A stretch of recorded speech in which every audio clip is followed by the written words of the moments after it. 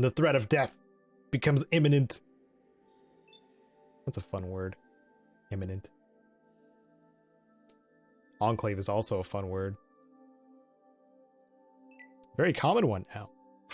Thanks to the Fallout series. Or more commonly used, I should say. When you hear the word Enclave used outside of the context of Fallout.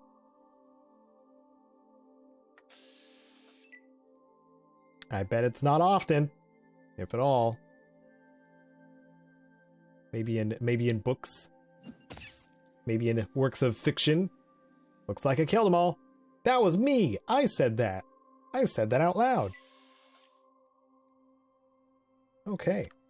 I want to double check and make sure that there's nothing of actual value here. I don't think there is. Except for the rope that we saw right off the bat. Yeah. So this puts me back out here? Who is this? Townsperson. Did you hear? They found some idiot to go investigate the ghost farm. Yeah, that's me. I'm that idiot. Thank you. Later. Barrel. Now what? I cleared out all the vermin from your garden. He says thank you. You're truly a hero amongst heroes. Not many people would risk their lives for a total stranger. Thank you, thank you, thank you. You get this warm, fuzzy feeling all the way down to your toes. Okay. I guess I got some... Did I get a karmic reward from that? I'm at 246 now. Not far from level 7. That's lovely. So we gotta find the watch. That's one of the things we have to do. They have another porta potty over here. Ah, yes. And it's got a door. Oh!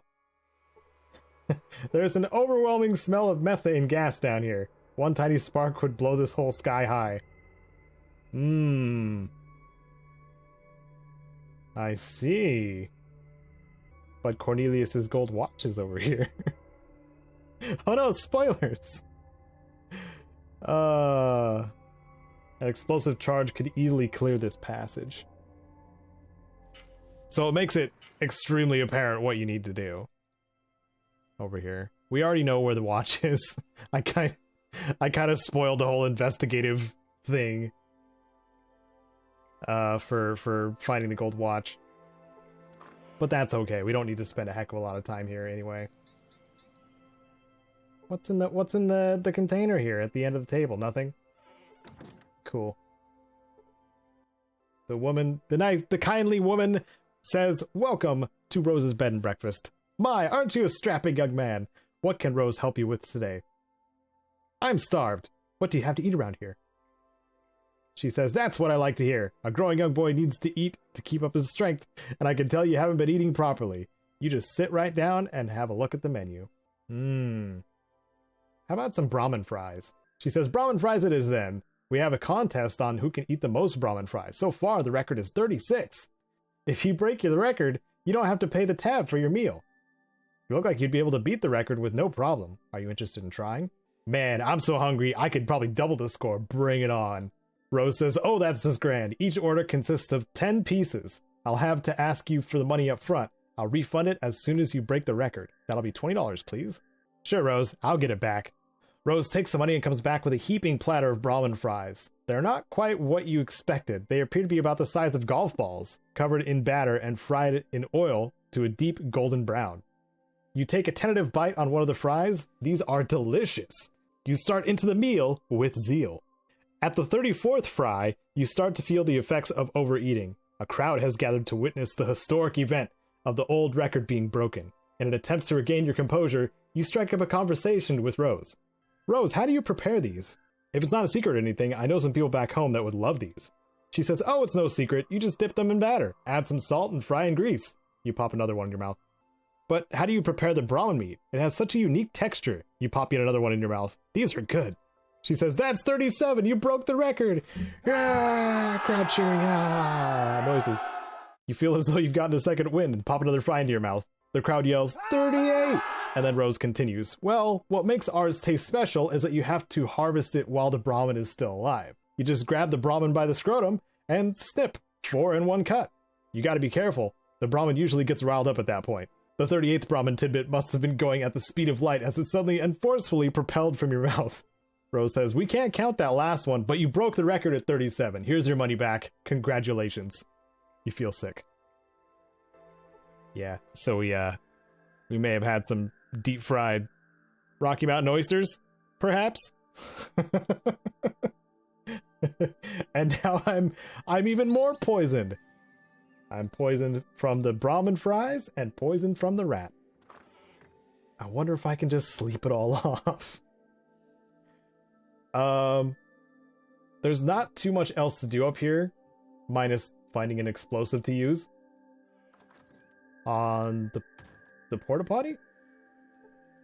There might be something in here. I don't know if there is, actually. Found it really interesting. I think this is the only place that has automated doors, or automatic doors. Or automatically closing doors. Sulik, you're in. Become an automatically closing door. Opening door. Sulik, please. Pretty please. I think I might as well rest. Get to the main area in town here. And we need to find out what's going on in the ghost farm. That is our next destination. It's very interesting. There's not really a doctor here. So we are gonna Pip-Boy rest. Rest until party is healed. My health might fluctuate a little bit. Nope. Yep, there it is. You feel better. And the poison is gone. Passes through your system just like normal. I'm radiated too. Interesting. Didn't know I was. So we're gonna head to that ghost farm.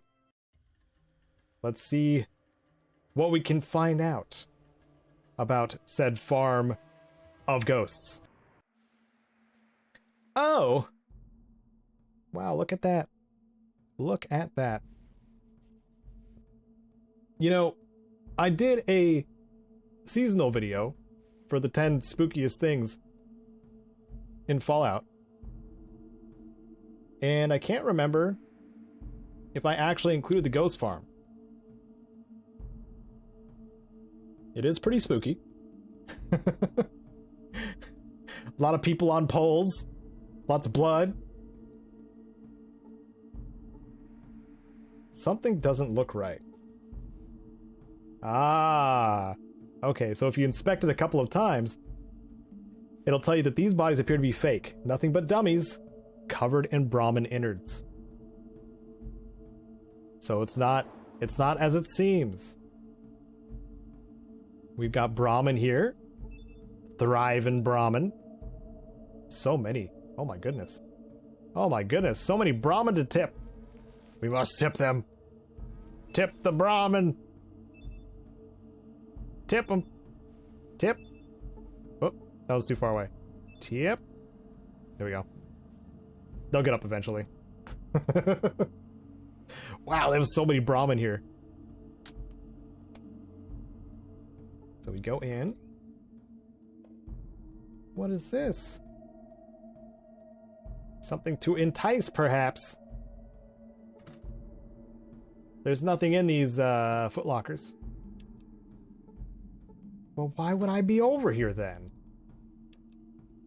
I wonder what the value of the sledgehammer is. Uh-oh. I fell.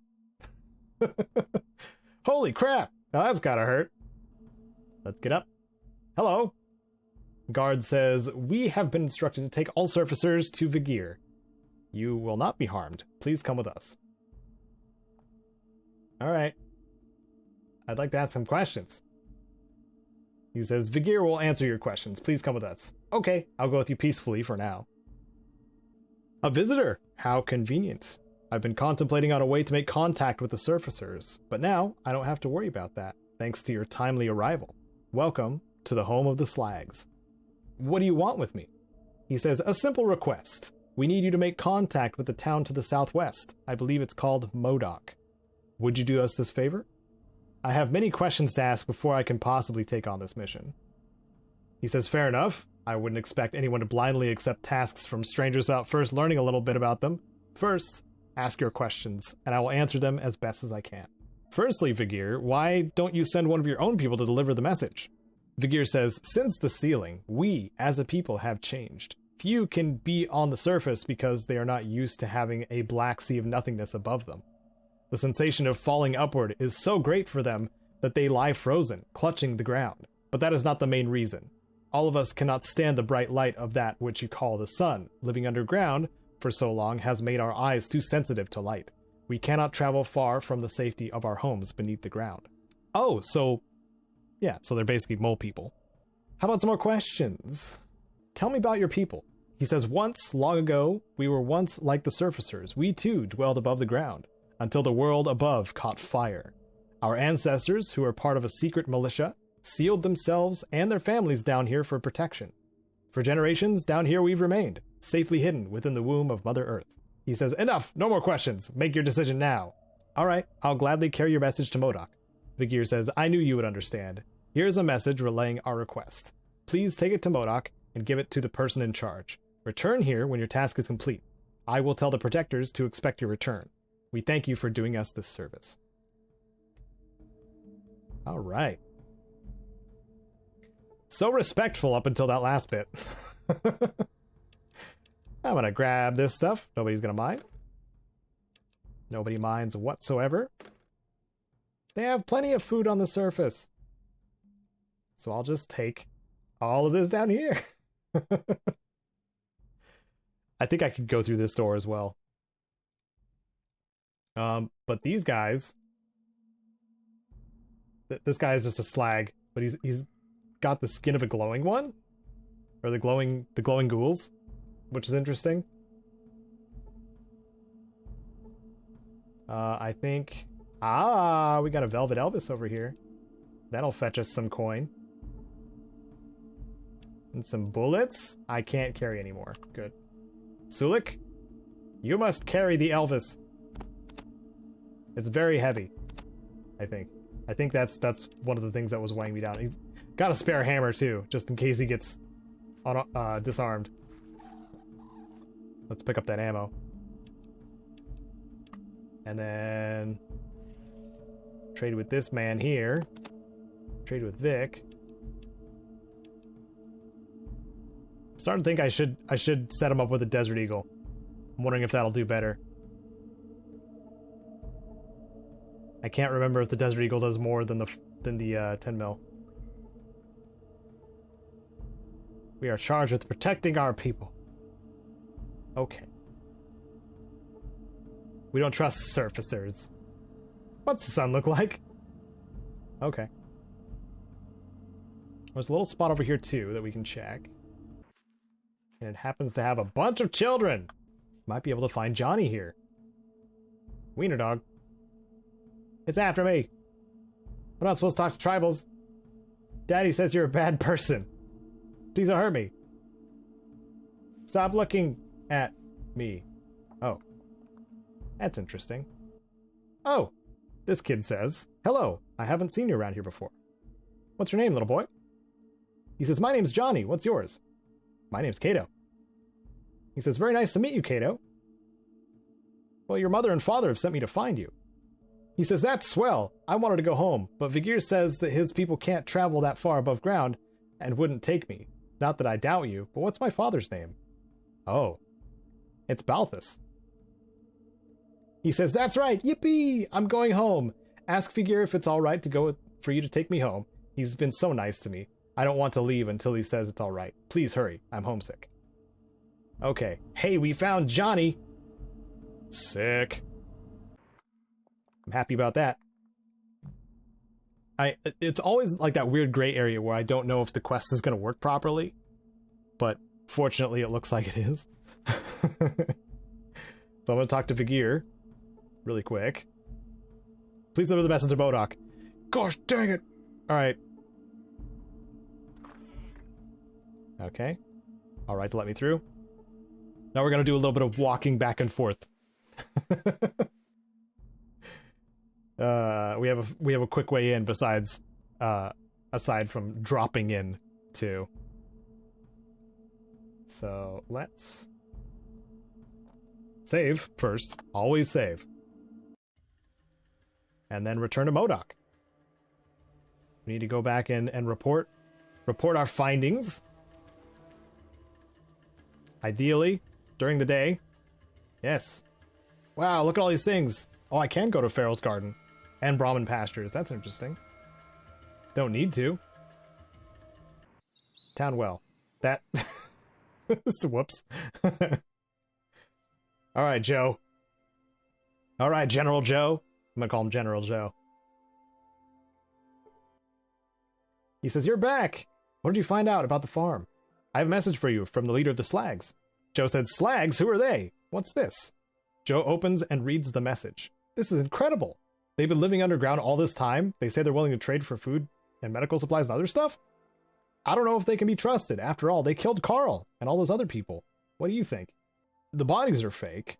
Nothing but dummies covered in Brahmin innards. They just wanted to keep you from stealing their crops." Joe says, "Fake? But I saw the bodies with my own eyes. In any case, Carl is still missing.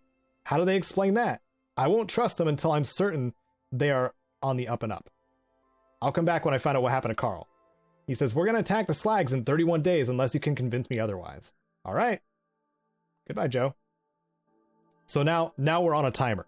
This is like the actual quest timer that'll actually stress you out in Fallout 2. Because Carl, as we know, at this point, is in the den. And it takes several days to reach the den. And it'll take a little bit of extra convincing to get him to come back. But I don't think the quest has made that connection yet, so we do have to go back to the gear, which we're going to do now. The leader of the Slags. Don't have to worry about it being daytime or not, since we're going into a cave anyway. It's dark and dank, and could have been dangerous, but it's not. So let's talk to Vigir. Hello? Hello. Vigir says, "How good of you to return. I take it you have delivered the message to MODOK then? How was it received?" They have some reservations. He says, "About what?" "They don't trust you. After all, you kill a passerby and stake their bodies out in front of your farm." He says, "We are a peaceful people and have killed no one. Those bodies are merely props we manufacture to scare off those who try to steal from us. If you examine the bodies closely, you'll notice they are nothing but Brahmin guts and dummies." Okay, well, what about Carl? You know, the farmer that was living on your farm? Vigir says, "Was that his name? Carl? We scared him off the farm, nothing more. I assume he went back home when he discovered the farm was haunted. The protectors reported him heading west. You might try searching for him that way. I want to take Johnny home to his parents." Vigir says, "I see you've met Johnny. We found him wandering in the darkness, one of our deepest tunnels. He said he had fallen down the dry well by his house, and then was trapped in a tunnel by a cave-in. We have treated him as one of our own, and he is loved by all. So you will understand that I am wary of entrusting him to a stranger who has yet to prove himself to me as trustworthy. I will return Johnny when I am sure he will make it home safely." Okay, well that means that I have to resolve the issues between MODOK and the Slags before Johnny can return to his parents. So, we gotta go find Crazy Carl. It is time to go back to the den and maybe take care of Derek as well. Frickin' Derek. Off we go. Okay, so from here, we have 31 days. Well, probably less now. So we have to go directly to the den. That's 2 days. 3 days. Days go by pretty quick, as you can tell. Special thanks to Wasteland Legends Sven and the rest of my patrons on screen now. You can catch future episodes of this playthrough on Wednesdays and Fridays, noon and 10 a.m. Pacific. I'm Caedo Genesis. May you wander the wasteland like you own it.